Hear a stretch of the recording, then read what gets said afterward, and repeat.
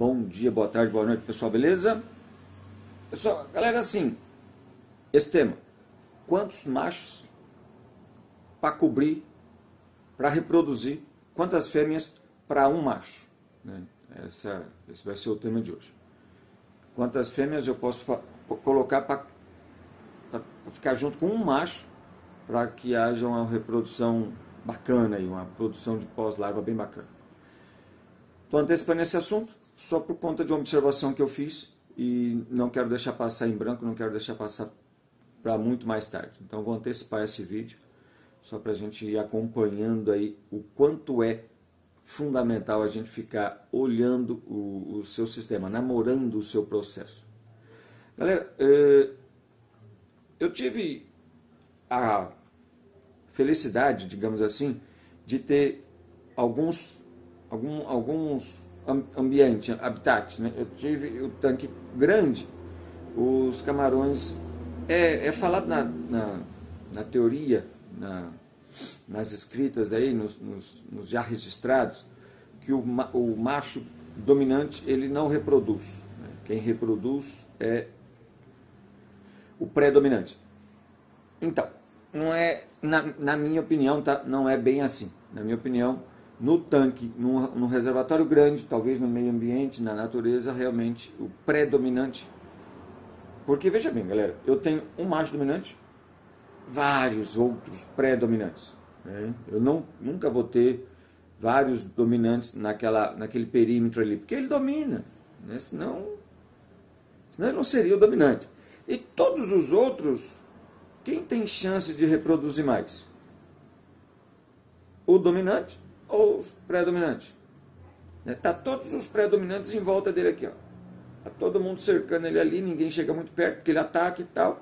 Só que assim, nem a fêmea não chega. É o que eu pude perceber no meu tanque grande, na onde eu conseguia visualizar, tinha vários machos, várias fêmeas, tudo misturado ali, sem qualquer controle de volume de machos e fêmeas, estava lá solto a reveria, só que a natureza separa um macho, esse se metaboliza para ficar forte, para ficar preparado, ter boas garras e proteger o seu território ali. Para reproduzir?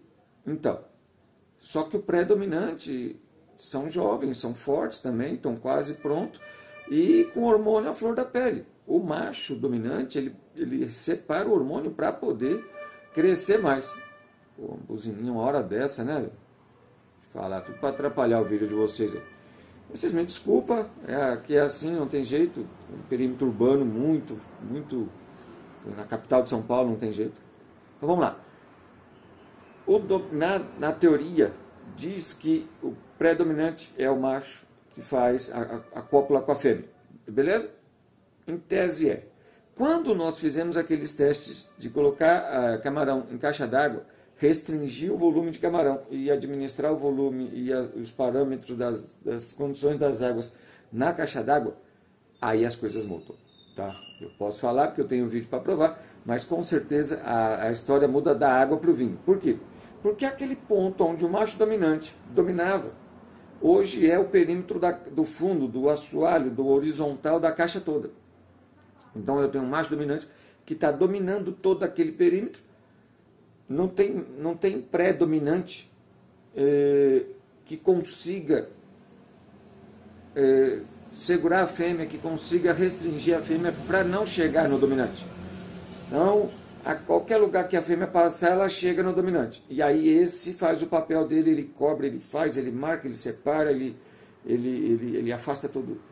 Então, ele faz o papel dele, ele copula a fêmea e não deixa nenhum outro pré-dominante fazer esse serviço. Eu não tive a graça ainda, não tive tempo ainda de perceber nenhum pré-dominante rodeando uma fêmea.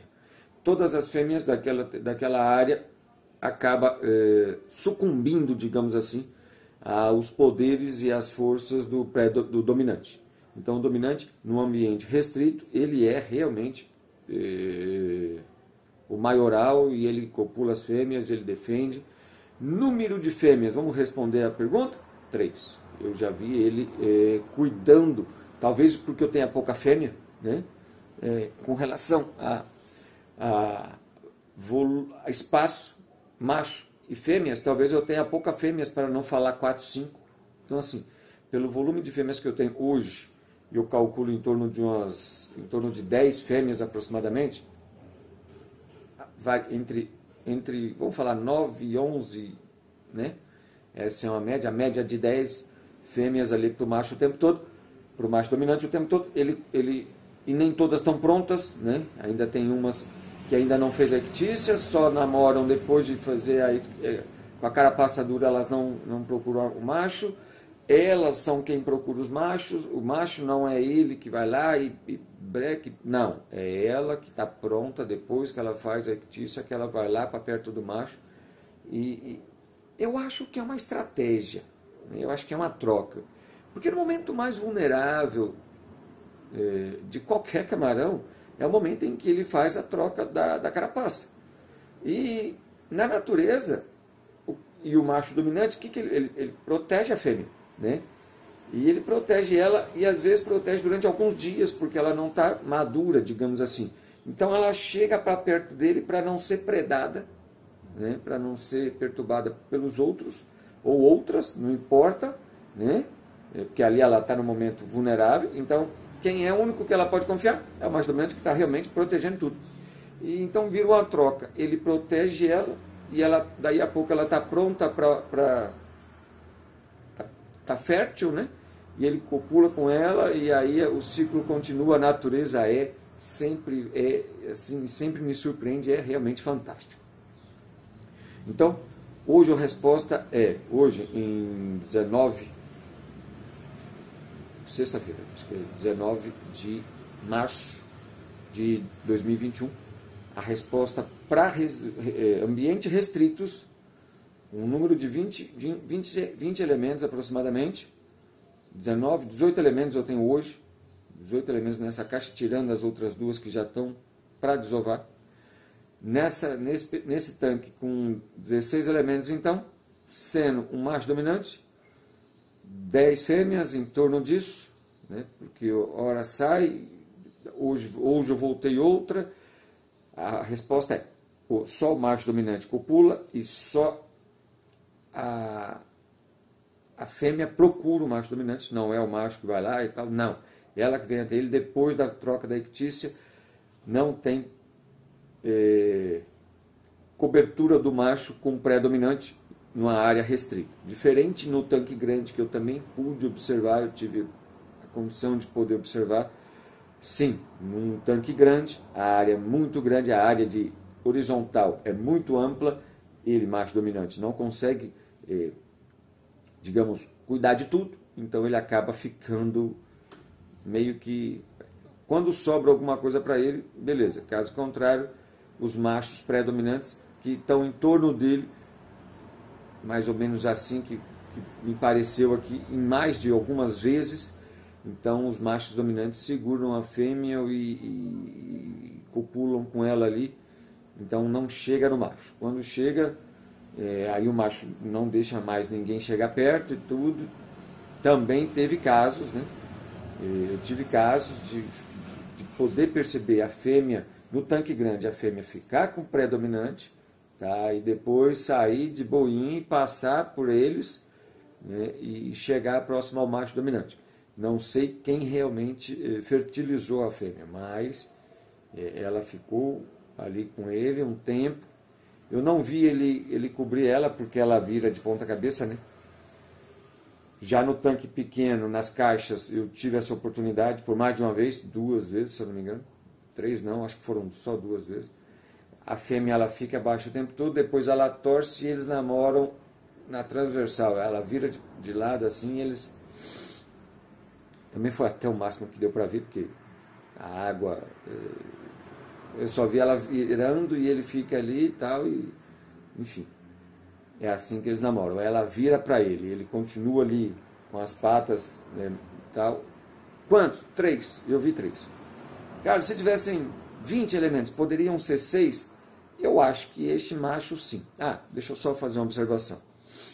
No começo, quando iniciou a camarão em caixa d'água, eu tive um macho lá que realmente ele se sobressaiu, dominou tudo, matou 2 outros pré-dominantes. Eu tive perda na caixa 1 por conta desse macho. E ele separou, eu tinha mais de 20 elementos, chegou a ter 28 elementos naquela caixa, e aí que eu recomecei, né? Baixei para 20, pus numa outra caixa e tal, separei, e pus menos machos, né? E aí, enfim, esse macho ele ficou durante um bom tempo dominando aquela área toda. Quando ele já chegou dominante, ele já chegou forte, ele já chegou batendo em todo mundo, ele já chegou realmente. Eu não quis mexer porque eu quis analisar, eu precisava entender o que estava acontecendo, eu precisava aprender para poder passar para vocês como fazer, né, para poder produzir camarão em caixas d'água. É um experimento, eu sabia que eu ia ter perda, eu sabia que eu ia sofrer um pouco com isso, né? Eu só consigo entender vivendo, então tive que deixar viver para aprender. E esse macho, depois ele começou a copular. Quando as fêmeas se desestressaram, vamos dizer assim, que elas estabilizou ali, que pacificou, só esse macho copulava, só esse macho ovulava a fêmea. Eu estava com os tanques, estava com o tanque já desovado, mas em desenvolvimento da larva eu não estava conseguindo. Eu não tinha área, eu não tenho área para poder separar as fêmeas ovadas. Eu sei que ele cobriu várias fêmeas, a ponto de ou ele cobria, ou ele tomava conta, ou ele comia. Olha a conta. Ou ele cobria, ou ele cuidava, né, do território dele ali, cobria as fêmeas, ou ele comia. Então, na boa, ele foi minguando, eu tive que separar ele para ele não morrer. Coloquei ele no tanque de quarentena, graças a Deus a gente tem esse tanquinho de quarentena lá, separei para isso. É o primeiro dos tanques pretos, né, daquela degrauzinho, é o primeiro da direita lá perto do portão, o tanque preto ali. E ele mal só tinha 2 perninhas, rabo feio, pele, carapaça toda manchada, toda fraca, branca. Pegou uma doença, qualquer coisa assim, pensei, né? Falei, ele está debilitado. Fui olhando, fui reparando com mais firmeza. Por fim, e ele ficou paradão, ele ficou quietão. Nesse tanque de quarentena eu tenho 2 fêmeas ali, pequenininhas, do lote já minha de águas frias, tá? Águas de 14 graus. E ele foi para lá, a caixa d'água está também na água ambiente, 14 graus também. Esse macho, por ele ter se desgastado tanto, eu tive que separar para ele não morrer. E é assim na natureza, ele vai até morrer. Aí morre, aí vem outro e até morrer. No meu caso não, porque eu precisava da qualidade desse elemento. Separei, deixei ele no ambiente. 2 dias atrás ele fez a ictícia, ele fez a troca, ele mesmo comeu a sua carapaça, não deixou nenhuma das 2 fêmeas chegar para comer a carapaça. Sobra a cabeça, o chifre ali, então ele não come aquilo, né? Acho que é mais resistente, mas toda a parte da cauda ali para trás, ali da cabeça para trás, ele comeu todo. E ele está com as 2 pernas de volta, voltou as pernas todas, voltou as antenas todas, a cauda, só o final do rabinho está um pouquinho manchado ainda. Acho que na próxima ictícia ele vai estar top, mas assim, estou aprendendo muito. Fiquem no canal, continue que a gente vai ter belíssimas dicas.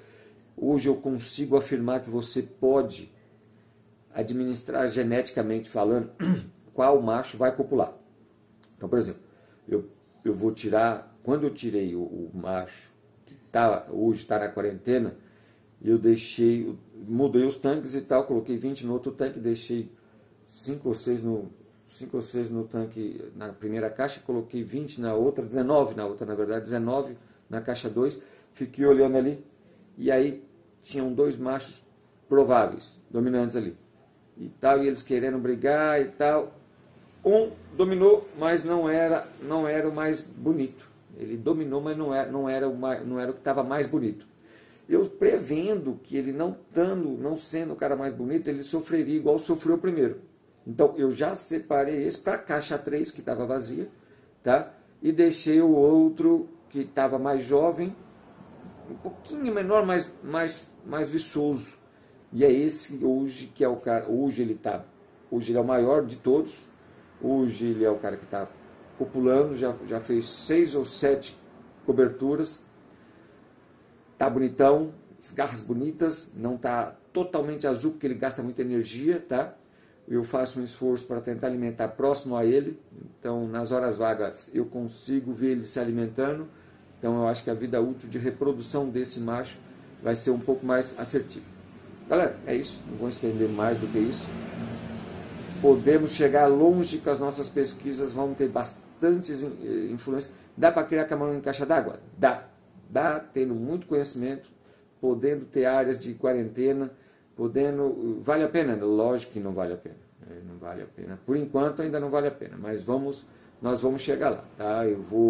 Quando eu tiver produção suficiente, eu não posso misturar, porque eu tenho elementos de água salgada, elementos de água doce, água quente, água fria, água morna. Hoje não tenho mais água quente no meu sistema, só água morna e fria abaixo de 15, tá, pessoal? Bom, eu vou deixar aqui o QR Code, quem puder ajudar vai fazer toda a diferença. Eu ainda não tenho tanques, estou com 3 tanques só, mas tanques que eu preciso fazer a ciclagem, eu preciso deixar que a ciclagem funcione para que eu não tenha pico de amônia nem nitrito, para que eu não tenha que fazer TPA, porque o balanceônico é complicado. Embaixo tem o link do meu Apoia-se. Quem estiver apoiando com certeza vai ter camarão em boas condições para águas frias, adaptar bem águas frias a 50% de desconto. Beleza? É isso, Deus abençoe vocês, fiquem com Deus. Vocês e todos os seus familiares. Valeu!